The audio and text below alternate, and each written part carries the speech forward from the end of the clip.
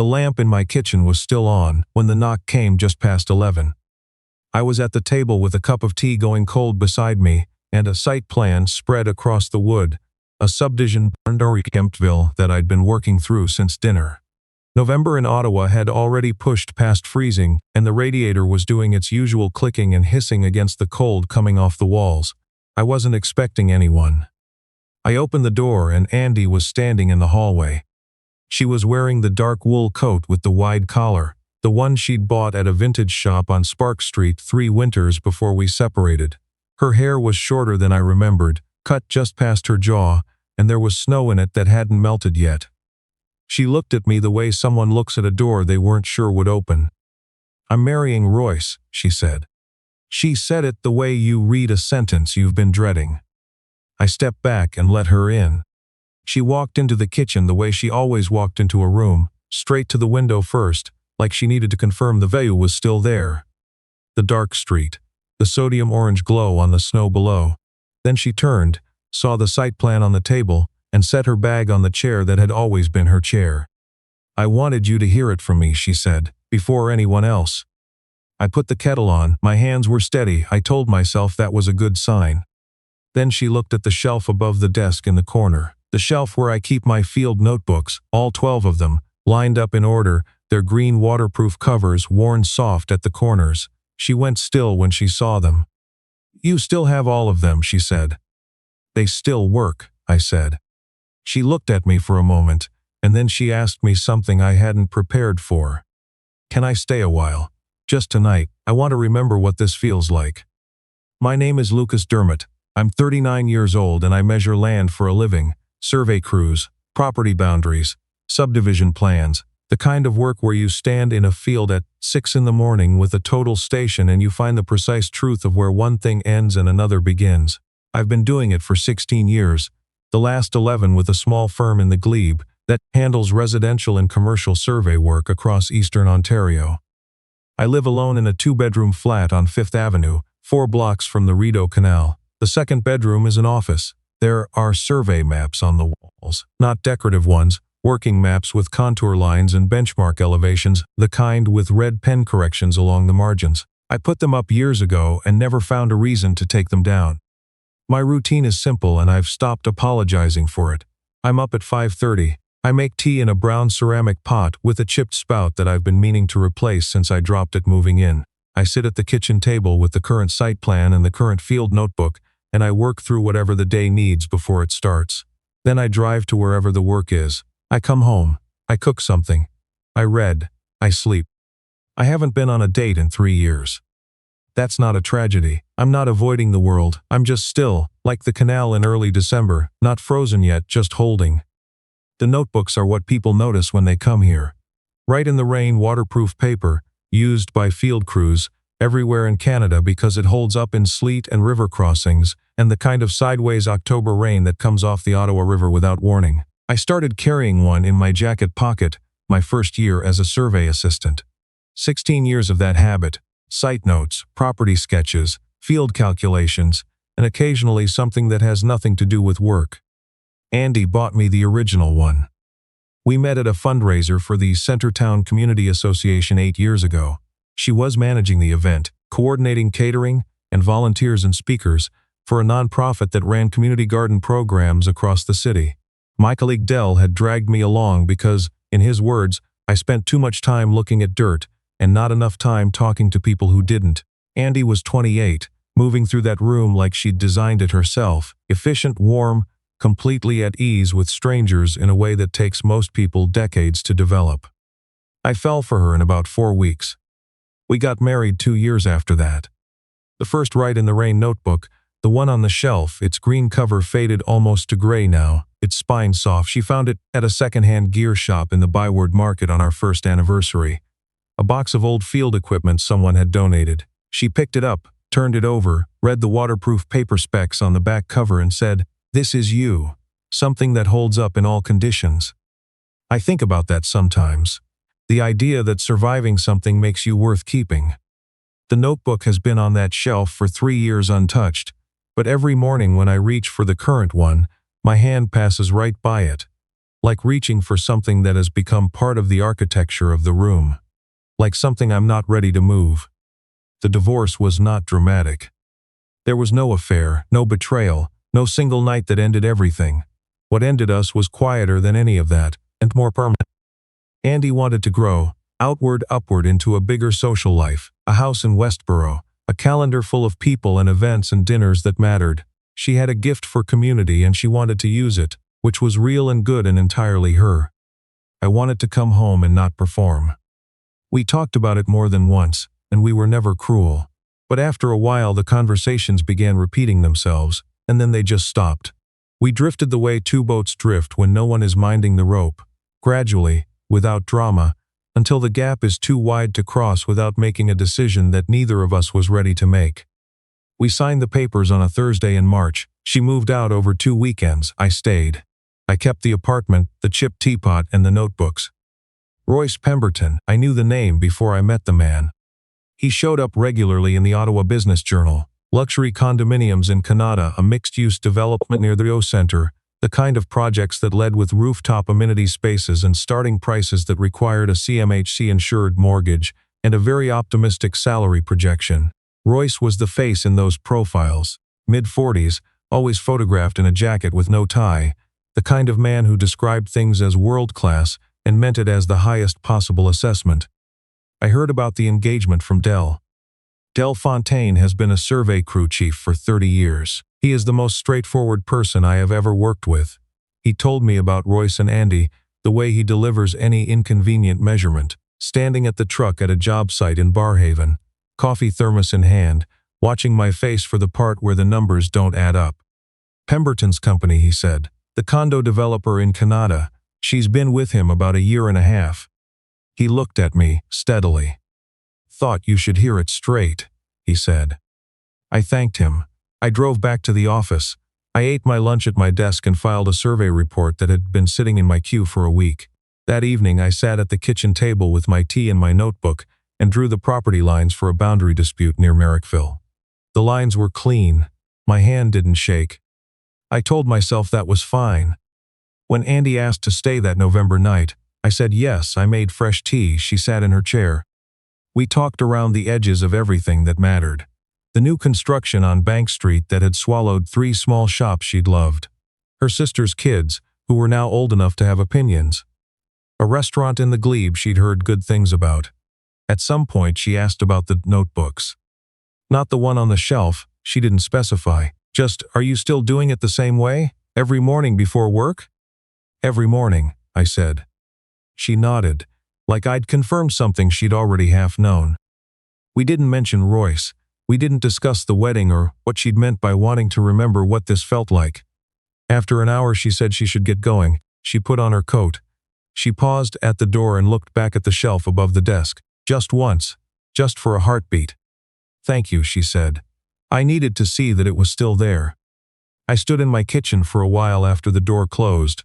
The canal would be starting to freeze by now. The original notebook sat in its place on the shelf. I turned off the overhead light and sat in the dark. She came back the following week. She had an excuse. A client walkthrough nearby. Could she use my parking spot for an hour? She stayed for 3. The week after that she texted about an electrician's number she needed. I gave her the number. She came by to pick up a side table she'd left in my storage room years ago, a small oak one that had been sitting forgotten in the back corner of the office.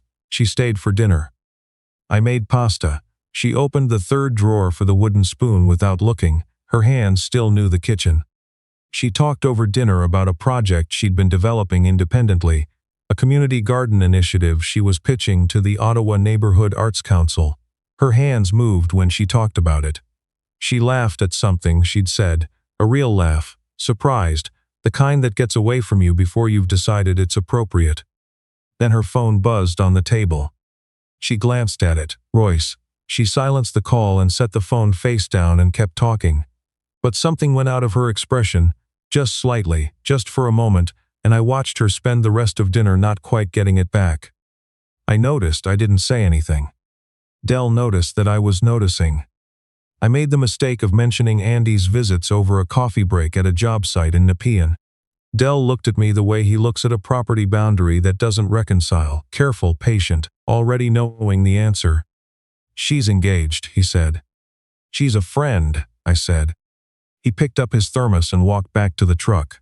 That was Dell's version of a long speech. Royce came on a Sunday in December. Andy and I had been at the kitchen table. She'd brought a box of Timbits, powdered, an old Sunday habit from when we were together, and we'd been talking about a CBC documentary she'd watched on the original construction of the Rideau Canal that she thought I'd find interesting. It felt like before. It felt ordinary and right.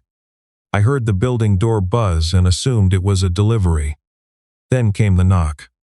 Royce was in the hallway in a coat that cost more than my week's billing. Taller than I'd expected, posture that announced itself. He extended his hand before I could say anything. "Royce," he said, "you must be Lucas. She talks about you."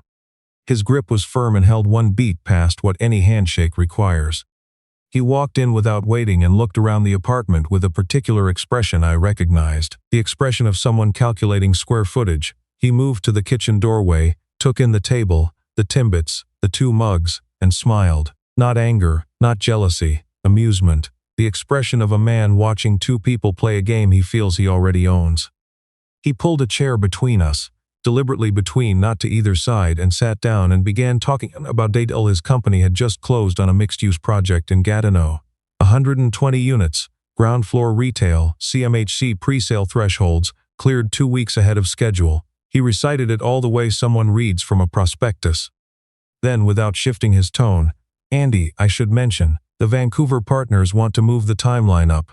They're looking at us being on the ground by February. Easier to wind things down here by end of January than scramble in the spring." Andy went still. Not a pause. Still the particular stillness of someone who has absorbed an impact in public and is deciding in real time how much to show. I looked at her. She was looking at the table. Royce turned back to me, easy as someone at a dinner party. "She's mentioned she's been wrapping up some independent projects here. Good timing, honestly."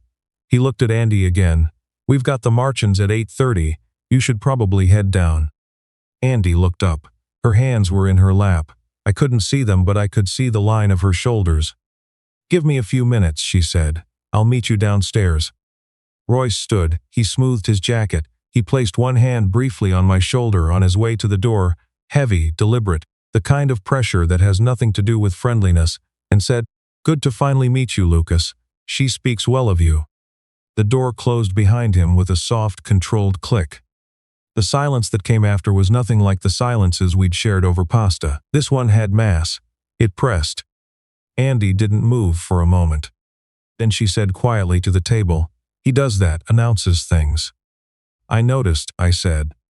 "The Vancouver timeline isn't new. I just hadn't told you because I hadn't decided yet." She looked at me and something in her face had shifted into something I hadn't seen in years. Not sadness, something more like recognition. "My name isn't on the lease in Canada, Lucas. I realized that when I looked properly a few months ago. I'm not on the car insurance either, or the joint account. There's a joint account in name, but I'm secondary with no withdrawal rights. I thought he was just organized. I thought it meant he was taking care of things." She paused. "My sister stopped calling in September. I thought she was busy. Last week she told me she'd been calling every week, she just wasn't reaching me. The phone plan is in his name. He'd filtered her number." I looked at her. She didn't cry. She held the shape of what she was saying and looked at me steadily. "I came here the first night," she said, "because I needed to see if the notebooks were still on that shelf, all of them in order. I told myself, if he kept them, I know I've been making a mistake for 2 years." She stood, picked up her coat and her bag, and looked at the shelf one more time. Then she walked out without looking back. I stood in the kitchen for what might have been an hour. The Timbits were still on the table. Outside the window the canal was frozen now, a long pale strip in the dark. The original notebook sat on its shelf, faded, soft-cornered, exactly where it had always been. 2 weeks of silence. I held my routine. 5:30, tea, notebook, site plan. I drove to Merrick, finished the boundary survey, filed the report. Dell left a folded piece of paper on my desk one afternoon. A name and number, a housing rights lawyer he'd worked with on a property dispute years back, someone he said didn't intimidate easily. I put the paper in my jacket pocket. I didn't throw it away. I didn't call Andy. I didn't text. Instead, on a Thursday evening, I drove to a shared workspace on Somerset Street West that she'd mentioned months earlier, a co-working building for small creative firms, where she rented a desk for her independent projects. I remembered it because she'd mentioned the Arts Council pitch in the same breath, and the way she'd talked about that pitch was the most like herself I'd heard her sound in a long time. The building was open at 7. Her space was on the second floor, a shared room with high windows. She was the only one there working at her laptop with a large format garden layout spread beside it. Hand-drawn, detailed, the kind of plan she used to sketch in her own notebooks back when we were first together. She looked up when she heard me. I sat down across from her. No kitchen, no tea, no familiar rhythms to fall back on. Just 2 chairs and a drafting table and the building's old radiator doing its best against the December cold outside. "I'm not here to ask what you're going to do," I said. "I'm here because you already know. You've known since November, so what's holding you?" She was quiet for a long moment. And then she talked. All of it, without stopping. The kind of account that sounds like something a person has been composing alone for months, in the car, in the shower, in the particular silence of a house that has slowly stopped feeling like theirs. The lease was in his name. The car insurance, his. When she'd looked properly, when she'd actually called the bank, she found she was listed as a secondary account holder with read-only access. No transfers, no withdrawals. The joint account had always been his account, and she had been on it the way furniture is in a room. The Vancouver timeline had been in negotiation for 7 months. She'd asked to see the partnership documents twice. Both times he'd said he'd handle it and changed the subject. Her sister's calls filtered. Her mother, who'd visited twice in the last year, both times when Royce was traveling, she'd thought it was coincidence. "I told myself he was just particular," she said. "Particular about the right systems, the right way to manage things. I let him take over because it was easier, because I thought it meant someone else was holding the map." She looked at the garden layout on the table. "I woke up one morning in October, and I couldn't remember the last decision I'd made about my own life that he hadn't been involved in arranging. I reached into my jacket pocket and set Dell's folded paper on the table between us. She read the name and number, folded the paper once, and tucked it into the front cover of her planner. "The Arts Council pitch," I said. "Is it still alive?" "I submitted it last week," she said. "Good," I said. I stood at the door. I paused. "The first step isn't toward me," I said. "It's away from him. For you, not for anyone else. Not for us, not for what we had, just for what you want." She nodded once, clear-eyed. I drove home in the dark. The canal was a pale line below the bridge. Somewhere above the city, the clouds were moving fast, and the stars came and went through the gaps. In January, Andy called the lawyer. She moved out of Canada on a Saturday afternoon when Royce was in Vancouver for a site walk. She had a storage unit booked, a friend with a truck, and 3 hours. She rented a 1-bedroom on O'Connor Street in Centretown, 2 blocks from the canal, with money from her business account that she'd been quietly accumulating for 8 months, client payments she'd redirected before she'd let herself say why out loud. She hadn't been passive, she'd been preparing. Royce called me once, the week after she moved out. The polished steadiness he'd carried into my kitchen was gone. What came through the line was tight and clipped, the sound of someone accustomed to controlling the terms of every situation, finding that the terms had changed without his input. "You think you know what you've done," he said. "I think she knows what she's done," I said. "Have a good evening." Dell was standing 10 feet away at the job site. He watched me put the phone back in my pocket and handed me his thermos. Without comment, we went back to work. In February, Pemberton Development Group appeared in a business journal story. The firm was under review by CMHC for irregularities in pre-sale certification filings on 2 Ottawa condominium projects and a Vancouver tower. Other developers had flagged overlapping bid submissions. There were questions about environmental assessments on a Riverside South project that had received federal approval under terms inconsistent with the original application. His name went quiet quickly. Andy's lawyer moved fast. The separation was clean and uncomplicated.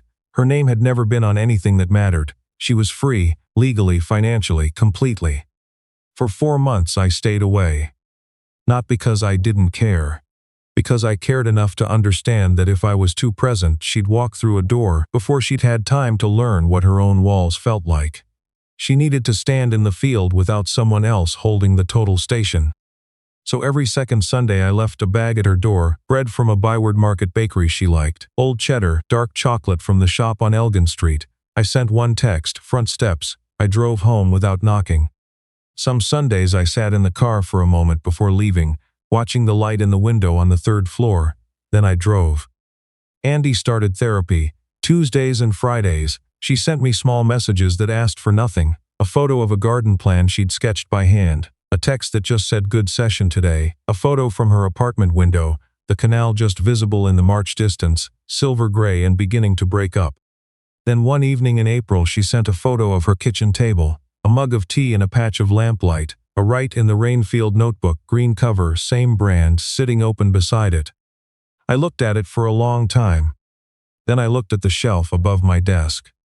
The original notebook sat where it had always been. Faded cover, soft corners, the waterproof paper just slightly yellowed at the edges. Something in my chest tightened in a way I hadn't allowed in years. In May, the Ottawa Neighborhood Arts Council approved her community garden project. 6 neighborhoods, 1-year pilot, full funding, her name on the proposal, her plan. She sent me a text, they said yes. I replied, I know they would. She came back to my kitchen on a Saturday in June. She brought a paper bag from the Byward Market, the bread, the cheddar, and a Write in the Rain notebook, green cover, brand new, that she'd found at an outdoor gear shop on Bank Street. She held it up when I opened the door. I thought yours might need company, she said. I laughed, real unguarded, from somewhere I hadn't reached in a long time. Come in, I said. I'll make pasta. We cooked together and nothing in the kitchen felt like archaeology. She knew where the spoon was. I knocked the olive oil with my elbow, same as always, and she caught it one-handed without looking and laughed, and neither of us said anything about the fact that this was exactly what it had always been. Because that was the whole point. She told me about her therapist, a woman named Bev, who kept a plant on her office windowsill that she talked to between sessions and swore it helped. She told me about the first community garden site in Hintonburg, where the soil had turned out surprisingly well, and the neighbors had very strong feelings about the placement of the tomato beds. She told me her sister called twice a week now, catching up on everything that had quietly accumulated. Her voice was different than it had been in November. The careful managed quality, the slight delay before speaking, the monitoring, was gone. She talked the way someone talks, when they've remembered that their opinions don't require approval before being spoken. After dinner we washed dishes at the sink, shoulders close, the canal just visible through the window in the long June light. Can I tell you something? She said. Yes, I said.